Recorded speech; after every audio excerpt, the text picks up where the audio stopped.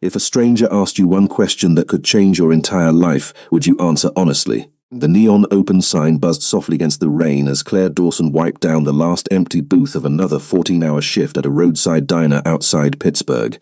Midnight had already slipped past, and the highway beyond the fogged windows looked almost abandoned except for the occasional pair of headlights cutting through the steady drizzle. The coffee machine hissed one last time before settling into silence. Every muscle in Claire's body ached, but she still smiled when the elderly truck driver at the counter thanked her for refilling his mug one final time. She had learned years ago that kindness cost less than resentment, even on nights when her rent was overdue and the tips in her apron barely covered groceries for the week. The bell above the entrance chimed. A man stepped inside without shaking a single drop of rain from his charcoal overcoat. He was unusually tall, impossibly composed, and carried himself with the quiet confidence of someone who had never needed to hurry anywhere in his life. His pale face seemed untouched by the cold outside, and the dim yellow lights reflected faintly in eyes the color of polished steel. Claire noticed the expensive shoes first, then the old-fashioned silver watch resting beneath his sleeve. Nothing about him belonged in a roadside diner after midnight. "Kitchen's closing," she said politely, offering the same practiced smile she gave every customer. "But I can still make coffee."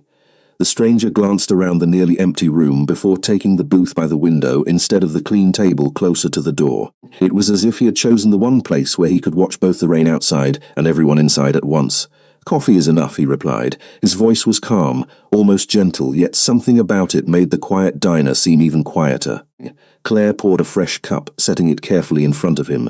He thanked her with a small nod instead of looking down at the menu. For several seconds neither of them spoke. Outside, thunder rolled somewhere beyond the hills. The elderly truck driver struggled to stand, dropping a folded wallet onto the floor without noticing. Claire excused herself, picked it up, and hurried after him before he reached the parking lot. "Sir," she called through the rain, "you forgot this." The old man smiled with visible relief, thanking her twice before climbing into his truck. When Claire returned, the stranger had not touched his coffee. Instead, he watched the steam rise from the cup as though measuring time itself. "Most people would have kept it," he said quietly. Claire shrugged while collecting empty plates from another table. "Maybe, but it wasn't mine, even if no one would ever know." She paused only long enough to meet his eyes. "I'd know." Silence settled between them again. Somewhere in the kitchen, the dishwasher finished its final cycle with a dull metallic click. Claire reached for the coffee pot, offering him a refill. Although his cup remained nearly full, he accepted without taking his eyes off her. There was no judgment in his expression, only careful observation. "May I ask you one question?" he said. She laughed softly. "Sure, as long as it isn't about the pie we ran out an hour ago." For the first time, the corners of his mouth almost formed a smile. It disappeared before she could be certain she had seen it. "Imagine," he began, "that tomorrow morning you could wake up with every debt erased, every worry gone, every door opened. The only condition is that someone you've never met would quietly lose all of those opportunities instead. They would never know why. Would you accept?" Claire stopped moving. The diner suddenly felt smaller, the humming lights louder, the rain heavier against the windows. It sounded like a strange philosophical question from someone passing time on a lonely night.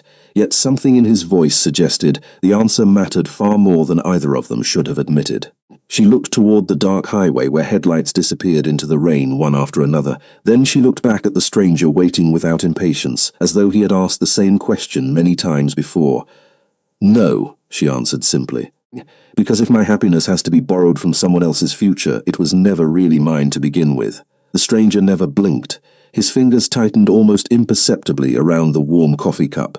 For the first time in centuries, something had happened that even he had not expected, and what Claire Dawson didn't know was that less than a mile away, 3 black luxury sedans had already turned off the highway, carrying people who would bow to the man sitting quietly across from her as if he ruled an invisible kingdom hidden beneath the ordinary American night. Claire Dawson stood motionless beside the booth long after the words had left her mouth.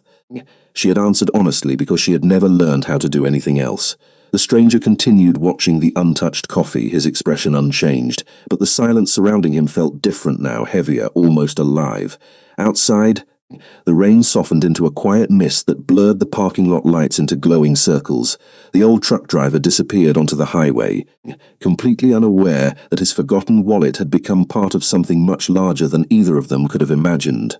Claire picked up the empty sugar dispenser from the table beside him and wiped away an invisible fingerprint simply to keep her hands busy. That was an unusual question, she finally said with a nervous smile. People usually ask where the nearest gas station is. The man slowly looked up. And do they usually receive honest answers? Claire laughed quietly. Only if they ask honest questions. For a brief moment, something almost imperceptible softened in his pale eyes before disappearing behind the same calm expression he had carried since walking through the diner door. He reached into his coat pocket and placed a crisp $100 bill beneath the coffee cup. Claire noticed it immediately and gently pushed it back across the table. "Sir, your coffee was $4.20. The rest is for you." She shook her head. "That is too much. You earned it." "No," she answered politely. "I earned $4.20. Another silence settled between them. It was not uncomfortable, it simply felt unfamiliar, as though neither of them had expected the conversation to continue this long. The stranger studied her face carefully, searching for something she could not understand. Most people argued over money, others accepted it before pretending to refuse. Claire did neither. She simply waited. Finally, she counted the exact amount for the coffee, placed the remaining bills back in front of him, and smiled. "You might need this more than I do someday." It was meant as a harmless joke, but the words lingered strangely in the air. At that exact moment, 3 black luxury sedans rolled quietly into the parking lot. Their headlights swept across the rain-covered windows before shutting off in perfect synchronization. Claire glanced outside. "Looks like somebody important is here." The stranger did not turn toward the window. It was almost as if he already knew who had arrived. The diner door opened again, letting in a rush of cool night air. 3 sharply dressed men entered together. Each wore a dark overcoat despite the warmer spring rain. They looked around the nearly empty diner with remarkable discipline before their eyes settled on the man sitting by the window.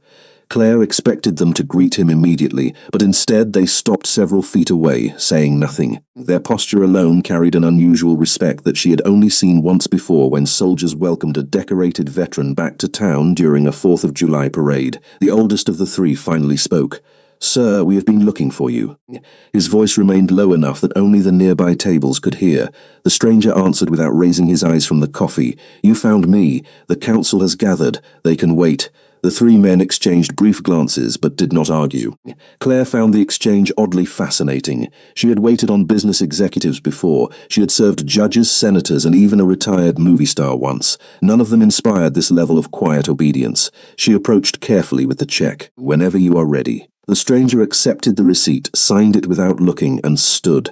He was even taller than she had realized. The room seemed to shrink slightly as he adjusted his coat. Before walking toward the door, he paused beside Claire. "Do not let the world convince you that honesty is expensive," he said softly. "It is the only thing that becomes more valuable every year you keep it." She blinked, surprised by the unexpected advice. "Thank you," she replied, "I guess." He gave the smallest nod and walked toward the exit. The 3 men immediately followed half a step behind him, naturally falling into formation without a single spoken instruction. Claire watched through the rain-covered glass as one of them quietly opened the rear passenger door before the stranger entered the waiting sedan. Every movement looked rehearsed, almost ceremonial.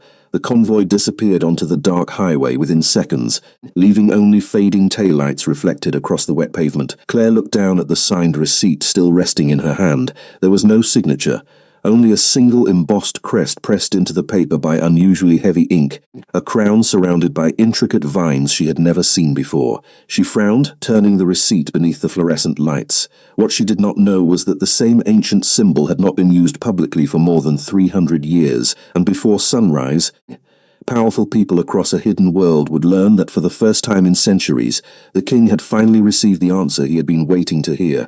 Claire Dawson slipped the unsigned receipt into her apron before finishing the last few minutes of her shift, telling herself it was nothing more than an unusual encounter with an unusually generous customer. By 1:30 in the morning, the diner lights had dimmed, the chairs rested upside down on freshly cleaned tables, and the familiar scent of coffee slowly faded beneath the sharp smell of lemon cleaner. She clocked out, pulled on her light jacket, and stepped into the cool Pennsylvania night. The rain had stopped, leaving the pavement glossy beneath the streetlights. Her aging sedan waited alone near the edge of the parking lot, surrounded by silence that felt strangely deeper than usual. As she unlocked the driver's door, something caught her attention across the highway. The 3 black luxury sedans she had watched disappear only 20 minutes earlier now stood parked on the opposite shoulder with their headlights switched off. None of the passengers stepped outside. None of the engines appeared to be running. Yet the vehicles remained perfectly still, almost as if they had been waiting. Claire hesitated for only a second before shaking her head. Rich people were allowed to behave strangely if they wanted. She climbed into her car and started the engine. The old radio crackled with static before settling on a late-night jazz station. During the 30-minute drive home, she tried to push the mysterious customer out of her mind, but fragments of the conversation kept returning. Imagine tomorrow morning every debt erased. Would you accept?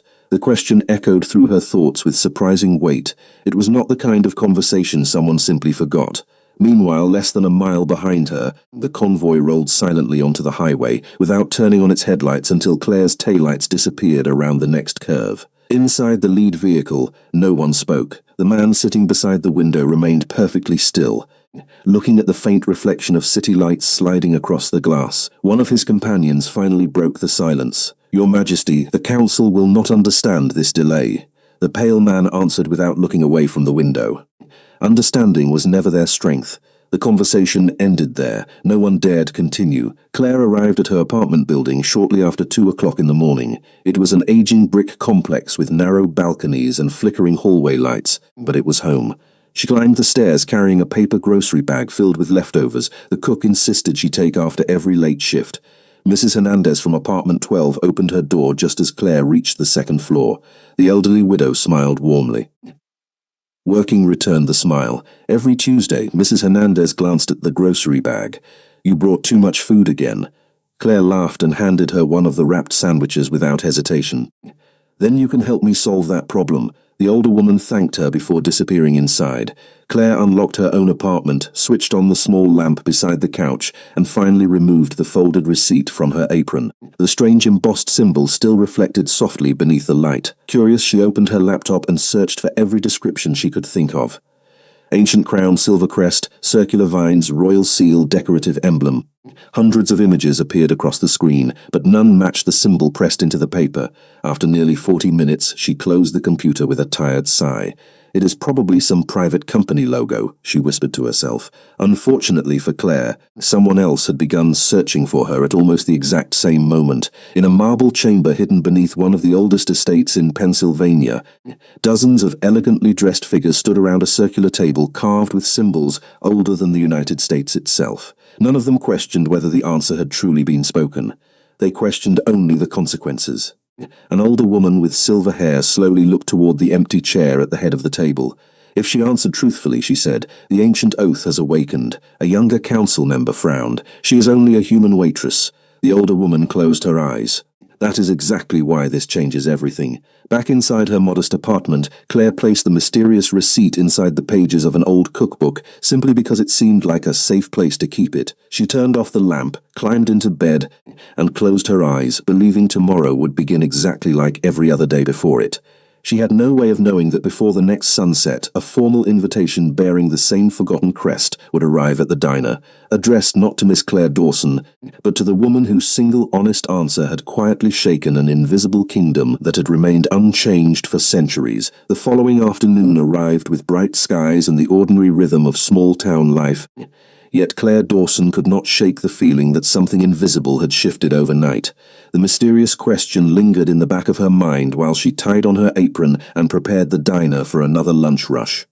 The morning crowd came and went with familiar conversations about construction projects, college football, rising grocery prices and weekend fishing plans. Everything looked exactly the same, but every so often Claire caught herself glancing toward the entrance without knowing why. Shortly after 2 o'clock, the front door opened, and every conversation inside the diner seemed to soften for reasons no one could explain.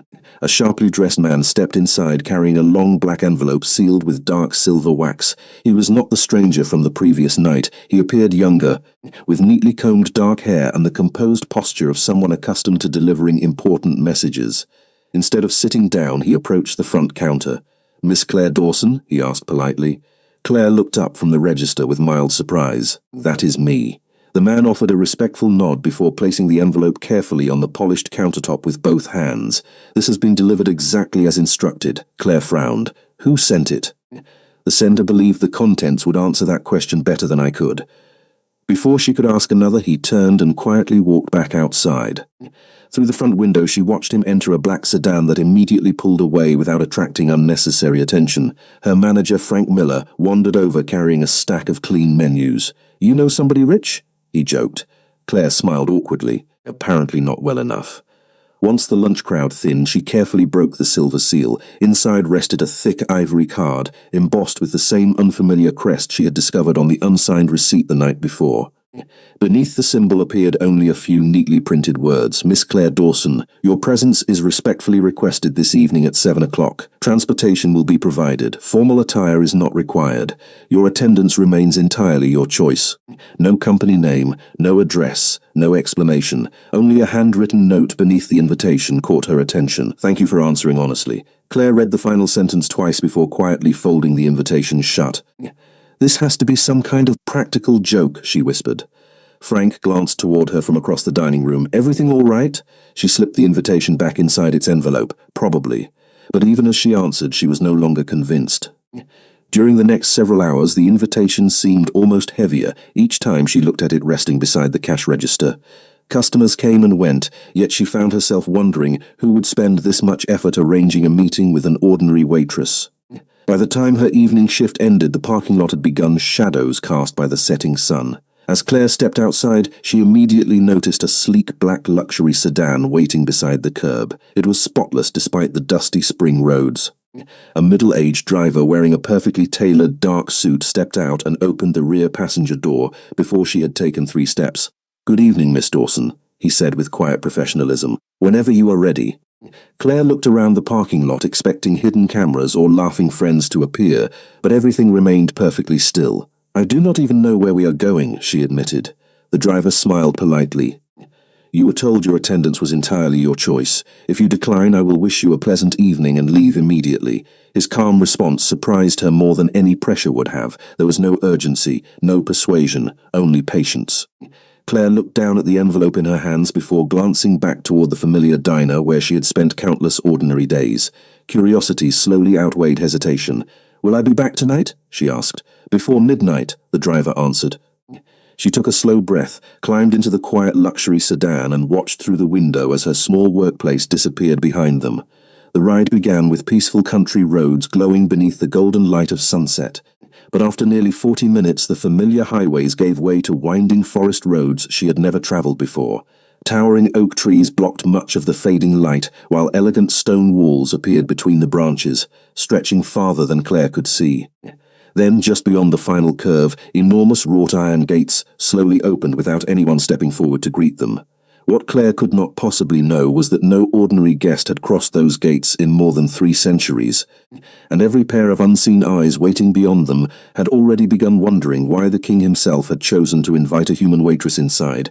The black sedan rolled silently through the open gates, and Claire Dawson found herself staring through the window as though the world outside had quietly slipped into another century. The stone walls that lined the winding road were covered with thick ivy, while towering oak trees formed a canopy overhead, allowing only narrow ribbons of evening sunlight to reach the ground. After nearly half a mile, the trees opened to reveal an enormous estate unlike anything she had ever seen. It was neither a castle nor a modern mansion. Instead, it blended old European architecture with understated American luxury, standing proudly above a series of perfectly maintained gardens and reflecting pools that shimmered beneath the fading sky. The building carried an unusual stillness, as if every brick remembered stories no history book had ever recorded. The driver stopped beneath a wide stone entrance where several attendants waited in dark formal clothing. None of them rushed forward. None of them spoke unnecessarily. Every movement was measured, graceful, and remarkably quiet. As Claire stepped from the vehicle, one attendant offered a polite smile. "Welcome, Miss Dawson." She looked around, unable to hide her curiosity. "This place is beautiful." The attendant inclined his head. "Our host hoped you would find it comfortable." Before she could ask another question, the enormous wooden doors opened without visible effort. Warm golden light spilled across the marble entrance hall, revealing polished floors, towering columns, and crystal chandeliers that cast soft reflections across every surface. Classical music drifted gently through the air, played by musicians she could not immediately see. Claire instinctively slowed her pace. Every detail felt expensive, but nothing seemed designed to impress. Instead, the estate carried the quiet confidence of a place that had never needed anyone's approval. As she followed the attendant through the grand hallway, she noticed portraits stretching along both walls. Men and women dressed in clothing from different centuries gazed back with calm expressions that somehow looked strangely familiar. The faces changed with every painting, yet each pair of eyes carried the same unusual intensity she had noticed in the mysterious stranger at the diner. She paused before one particularly large portrait depicting a dignified gentleman standing beneath winter trees. "These paintings are incredible," she said softly. The attendant answered without stopping. "They represent generations of distinguished leadership." Claire nodded, though the explanation somehow felt incomplete. They entered an elegant reception room where a long dining table had been prepared with simple white china, fresh flowers and candlelight rather than extravagant decorations. There were no crowds, no elaborate celebration. Only one place had been set for dinner opposite the chair at the far end. Claire glanced around the nearly empty room. "Am I early?" she asked. "No, Miss Dawson." "Then where is everyone?" The attendant smiled politely. "Exactly where they have been instructed to remain." Before Claire could consider what that meant, another figure entered carrying a silver tray with sparkling water. The young woman serving the refreshments appeared nervous despite her professional composure. As she placed the glass before Claire, her hand trembled just enough for a folded linen napkin to slip onto the polished floor. Claire immediately bent to retrieve it before the young attendant could react. "Here you go," she said warmly. "Thank you." The woman whispered with visible relief. Their brief exchange lasted only seconds, but something unexpected happened. Several attendants standing across the room quietly looked toward one another with expressions Claire could not understand. It was not surprise exactly. It was recognition, as though they had just witnessed something they had secretly hoped would happen. Claire noticed the strange silence. "Did I do something wrong?" she asked. "Not at all," the senior attendant replied gently. Quite the opposite, he offered no further explanation. Moments later, the heavy doors opened once again. Claire instinctively stood as the familiar stranger from the diner entered the room wearing a perfectly tailored black suit. Instead of the charcoal overcoat she remembered, he looked exactly the same, composed and calm, yet somehow even more commanding within the quiet elegance of the estate. He stopped several feet away and inclined his head politely. "Good evening, Miss Dawson." She smiled with genuine relief. "So you really are the one behind all of this?" "Yes." He gestured toward the empty chair opposite his own. "Thank you for accepting my invitation." Claire looked around the enormous room before returning her attention to him. "I have to admit something. Please. I still have absolutely no idea why I am here." For the first time since she had met him, a faint smile lingered on his face a fraction longer than before. "That," he replied calmly, "is exactly why tonight matters." What Claire could not see beyond the closed doors was that dozens of silent observers throughout the estate had already learned she had arrived safely, and every one of them now waited for a dinner conversation that many believed could alter traditions that had remained untouched for hundreds of years.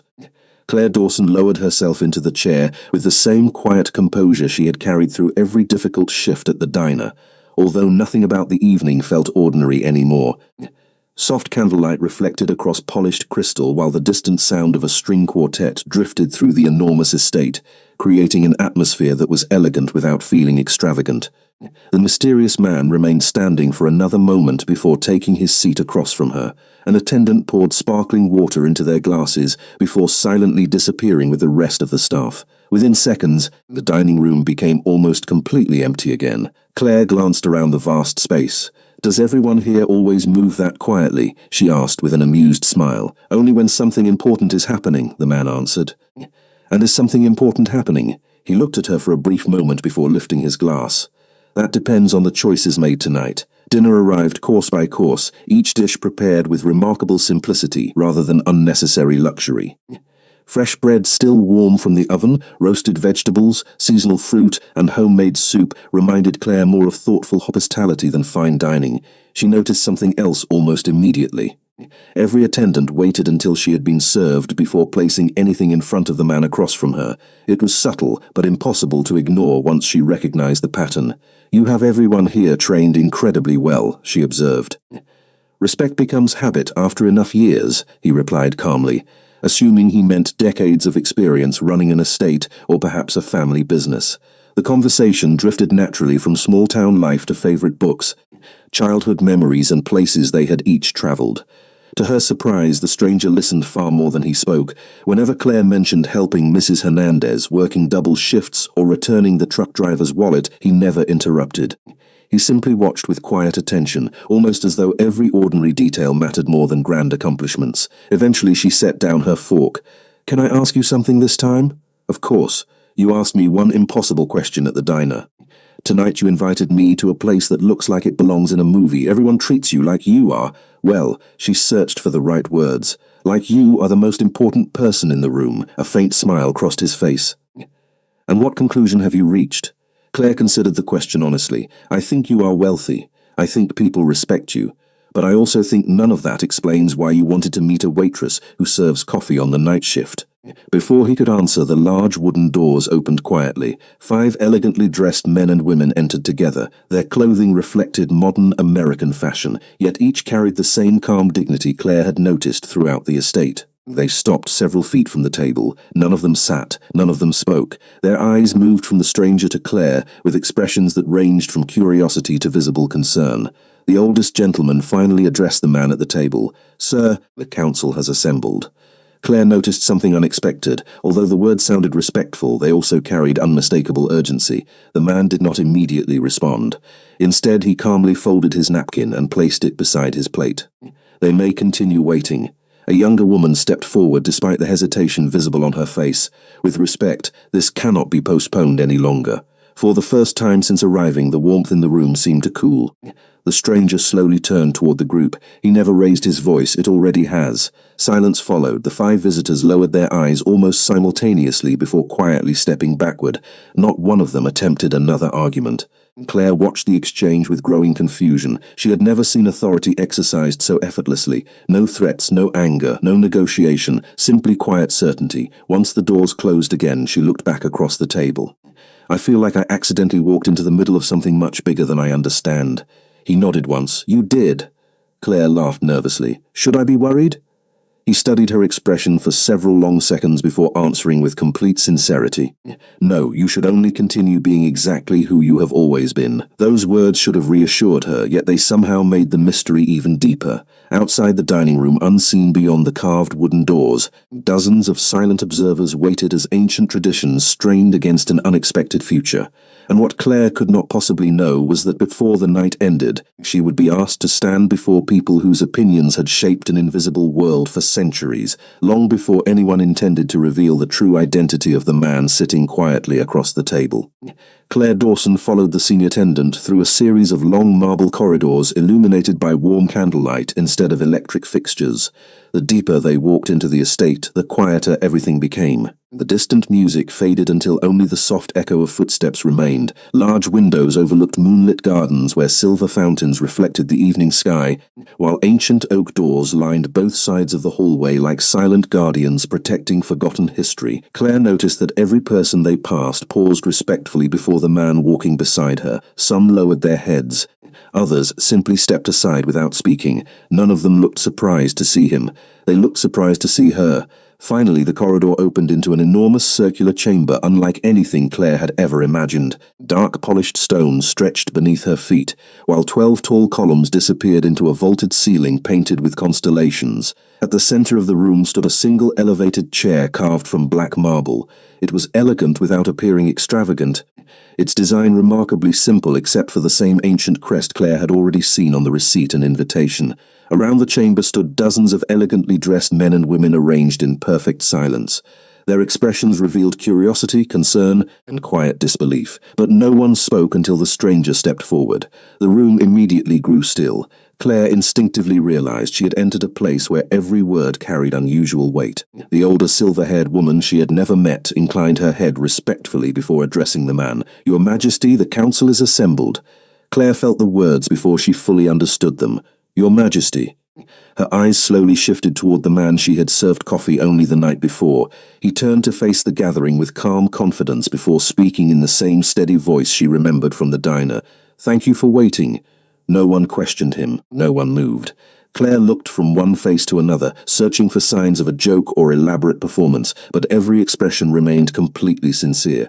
She looked back at him, her heartbeat quickening. "Your Majesty?" she repeated almost under her breath. He turned toward her with the same calm expression he had carried since they first met. "There is something I should have told you sooner."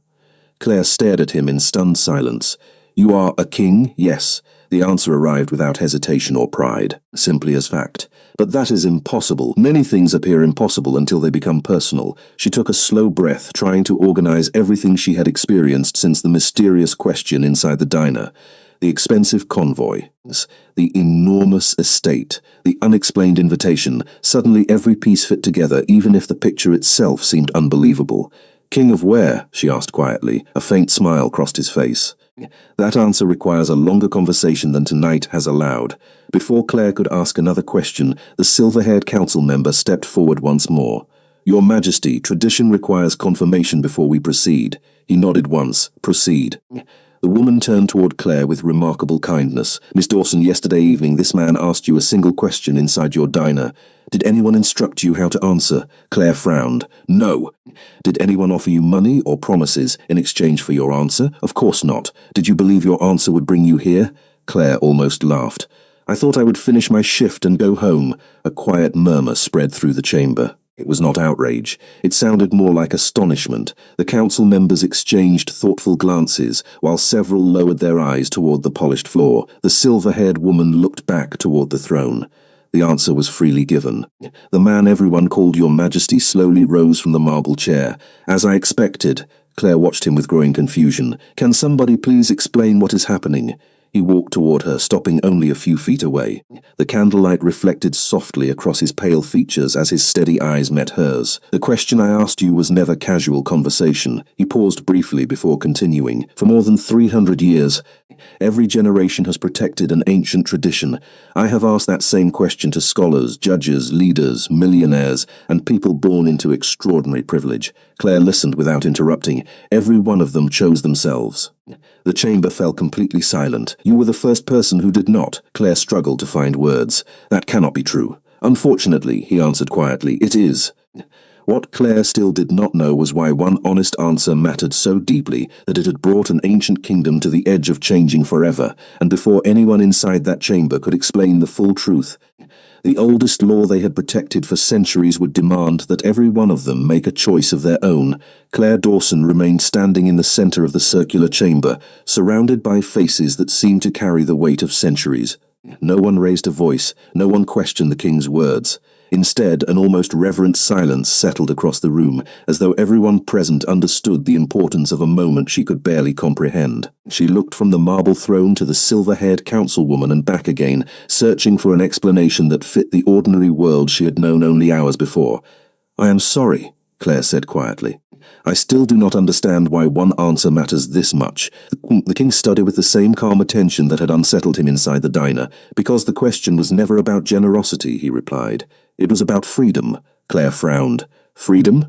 The silver-haired woman stepped forward with gentle dignity. "For generations, every ruler of our people has carried the responsibility of asking the same question, not to test intelligence, not to measure kindness, only to discover whether someone exists who cannot be tempted into exchanging another person's future for their own comfort." Claire lowered her eyes for a moment, trying to process the words. "People really chose themselves every time?" The older woman nodded sadly. Some hesitated, some apologized afterward, some convinced themselves the sacrifice was justified, but every answer carried the same destination. The king spoke again. "You were different because you never negotiated with your conscience." Claire almost laughed in disbelief. "I answered without thinking." "Exactly," he said. "Your character spoke before your fear had the chance." A quiet murmur traveled through the council once more. Claire noticed that several members seemed relieved, while others appeared deeply troubled. One distinguished gentleman finally stepped forward, bowing respectfully before addressing the king. "Your Majesty, tradition also requires that she understands what her answer has awakened." The king gave a single nod. "She deserves the truth." He motioned for Claire to follow him through an arched doorway leading into an immense circular library, unlike anything she had ever imagined. Shelves climbed 3 stories high, filled with leather-bound volumes whose worn spines suggested centuries of careful preservation. A massive skylight revealed a field of stars above, while hundreds of small lamps cast warm golden light across polished wooden tables. There were no computers, no television screens, only books, maps, and quiet history waiting patiently to be remembered. Claire slowly turned in place. "This is incredible." "Knowledge survives longer than kingdoms," the king answered. He stopped beside an ancient wooden display case where a weathered parchment rested beneath protective glass. Although the faded handwriting was impossible to read from where she stood, one symbol remained perfectly recognizable.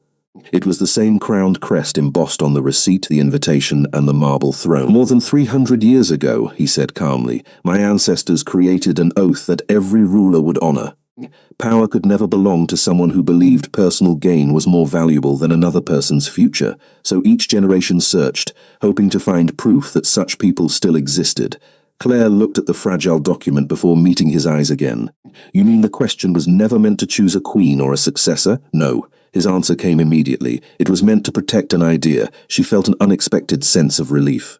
Somehow that answer sounded more beautiful than the assumptions racing through her mind. Then why invite me here, she asked. Because after centuries of failure, your answer proved the oath still has meaning. He paused before continuing more quietly. And because the traditions built around that oath have become complicated, Claire noticed the brief hesitation, sensing there was still far more he had chosen not to reveal. Before she could ask another question, the silver-haired councilwoman entered the library carrying a small wooden box. She approached the king with visible respect before placing it carefully upon the table. Your Majesty, she said softly, the council has reached its first decision. The king looked down at the unopened box without touching it.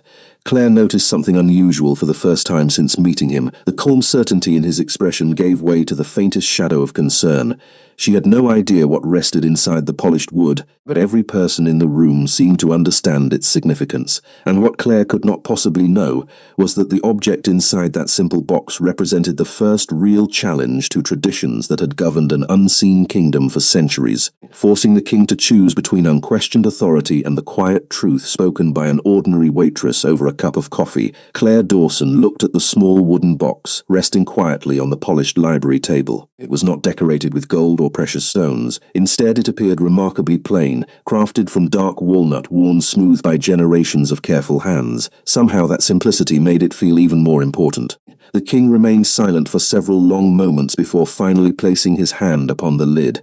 He did not open it immediately. Instead, he looked toward the councilwoman who had carried it into the library. Has everyone agreed? She answered carefully. They have agreed that tradition must be honored. They have not agreed on what tradition now requires. Claire shifted her attention between them. I feel like everyone knows the ending except me. The king glanced toward her with an expression that carried something unfamiliar, not authority, not distance, something closer to quiet regret. Then that should change. He slowly opened the wooden box. Inside rested a single silver key no longer than 4 inches, resting upon dark blue velvet. Unlike ordinary keys, its handle formed the same ancient crest Claire had already seen throughout the estate. Time had not tarnished its polished surface. It almost seemed untouched by age itself. Claire leaned forward slightly. It is beautiful. It has remained unused for 312 years, the king replied. Why? She asked. He gently lifted the key from the velvet lining. Because it was never meant to open a door. Claire frowned. Then what does it unlock? He turned the key slowly between his fingers as candlelight reflected across the engraved silver. The answer only deepened her confusion. The silver-haired councilwoman stepped beside an enormous stained glass window overlooking the moonlit gardens. Long ago, she began, our ancestors believed that power survives only when it serves others instead of itself. Every generation repeated the same question, hoping one day someone would answer as you did. Claire nodded slowly, and if someone finally answered? The older woman looked toward the king before continuing. Then the ruler would receive the right to choose whether the ancient oath should continue exactly as it had, or whether it should change forever. Claire stared quietly at the silver key. So this was never really about finding me. No, the king answered honestly. It was about discovering whether hope itself still existed. His words lingered in the library longer than either of them expected. Claire walked slowly toward one of the towering bookshelves, running her fingertips lightly across leather-bound volumes that had witnessed centuries pass in silence. You have spent hundreds of years asking the same question because you stopped believing anyone would answer differently. He did not deny it. Eventually, tradition becomes routine. Routine becomes expectation. Expectation becomes certainty. Claire turned back toward him. Until someone surprises you. For the first time since revealing his identity, the king's reserved smile reached his eyes. Yes. The quiet moment lasted only seconds before another council member entered the library, carrying several carefully folded documents. His expression remained respectful, but concern shadowed every movement. Your Majesty, Preparations are complete. The king accepted the papers without reading them. After the council member quietly departed, Claire noticed the hesitation that followed. Those papers have something to do with me, do not they?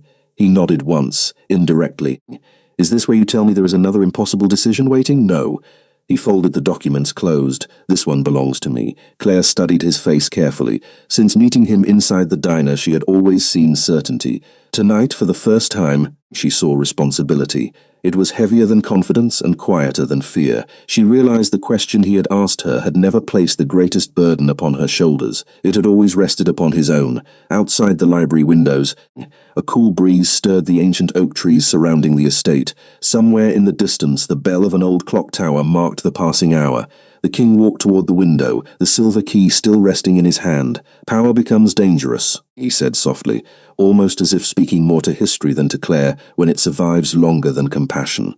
Claire looked at him with growing understanding. And you think compassion has been missing? He remained silent for a moment before answering. For far too long. What Claire still did not know was that before sunrise the king would be required to stand before the entire council and publicly declare whether centuries of unquestioned tradition deserved to continue unchanged, or whether one ordinary waitress had proven that even the oldest kingdoms sometimes needed the courage to trust humanity once again.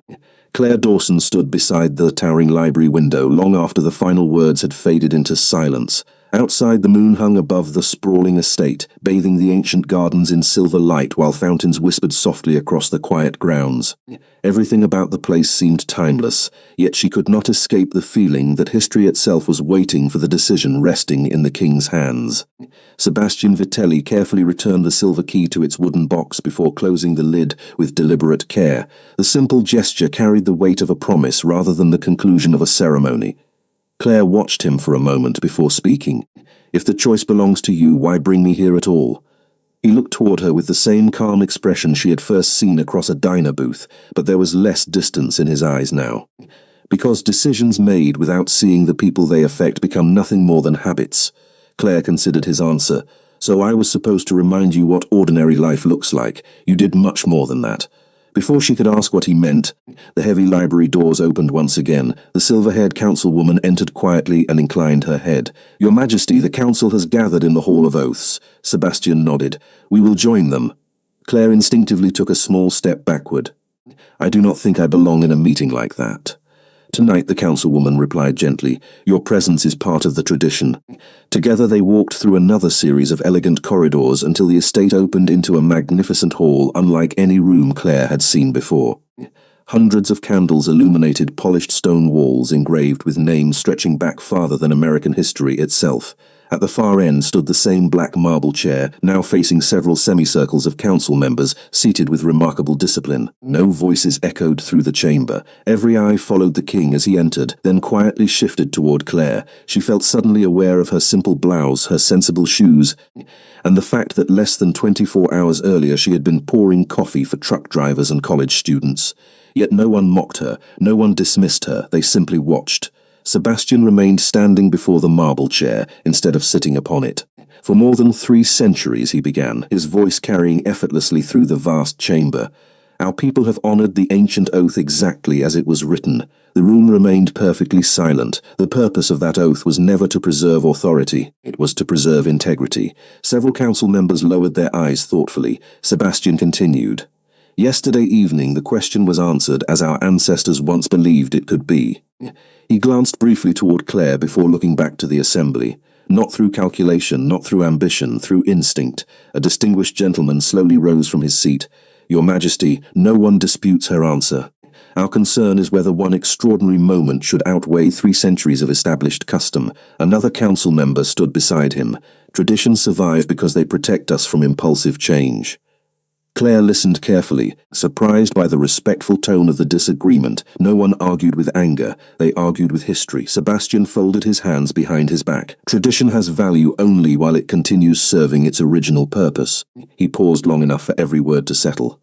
When tradition begins protecting itself instead of the people it was created to serve, it quietly forgets why it exists. A thoughtful silence spread throughout the chamber.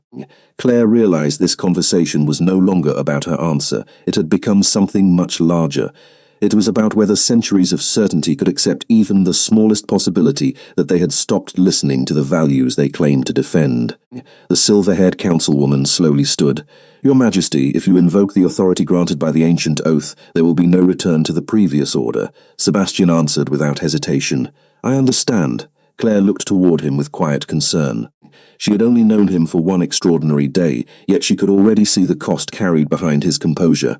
This was not a choice between victory and defeat. It was a choice between comfort and conviction. As the oldest clock inside the estate quietly struck midnight, Sebastian placed his hand upon the polished wooden box containing the silver key.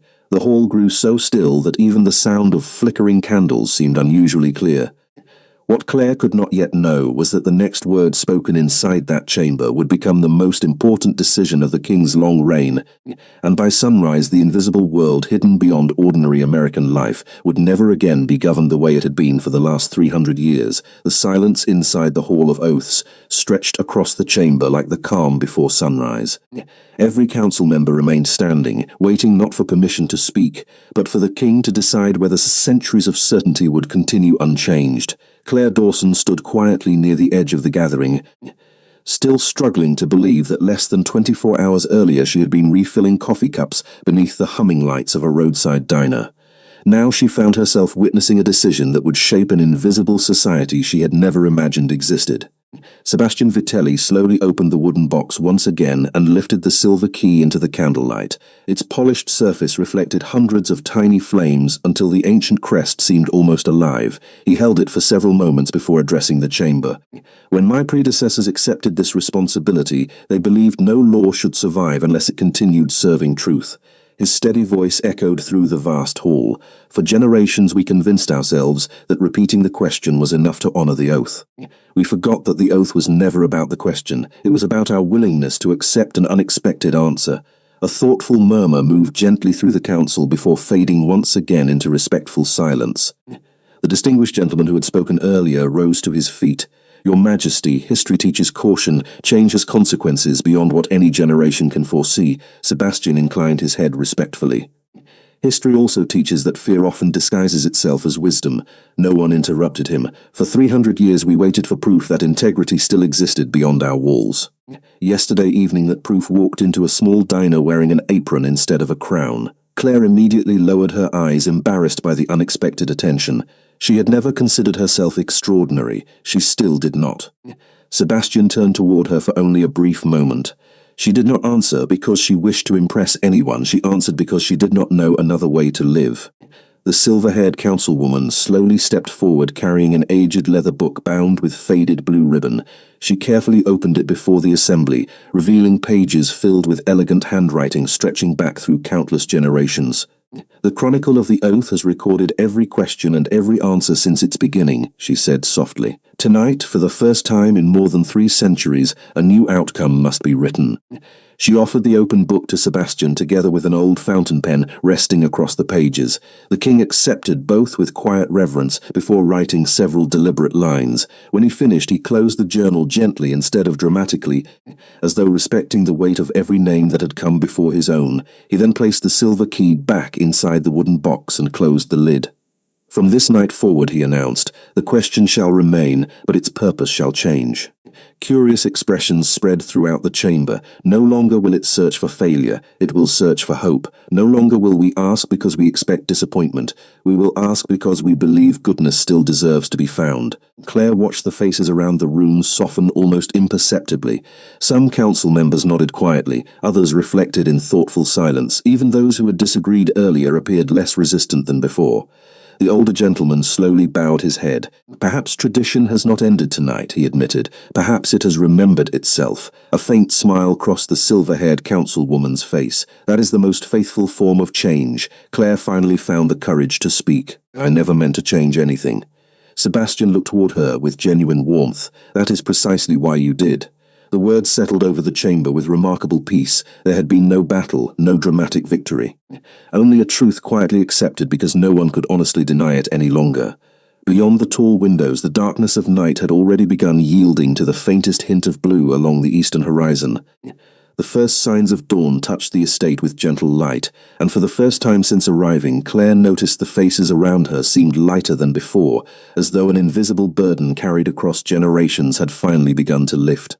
What she still did not know was that before she returned to her ordinary life, Sebastian would offer her one final choice that had nothing to do with ancient traditions or forgotten oaths, but everything to do with the future both of them would freely choose after the longest night either of them would ever remember. The first light of dawn slowly spilled across the eastern sky, replacing candlelight with a soft golden glow that filtered through the tall windows of the Hall of Oaths. For the first time since Claire Dawson had entered the ancient estate, the enormous chamber no longer felt intimidating. The silence that remained was no longer filled with uncertainty. It carried relief. Council members who had stood divided only an hour earlier now spoke quietly among themselves, not with suspicion, but with thoughtful curiosity about the future they had just chosen together. Sebastian Vitelli remained near the marble chair until the last formal record had been sealed inside the chronicle of the oath. One by one, the members of the council approached him with respectful bows before leaving the chamber without ceremony. There were no celebrations, no grand speeches, only the quiet dignity of people accepting that history had turned a page without force. Claire watched them disappear through the enormous wooden doors until only she, Sebastian, and the silver-haired councilwoman remained. The older woman smiled warmly at Claire before offering a graceful nod. "Miss Dawson, thank you for reminding us that traditions exist to protect goodness, not replace it."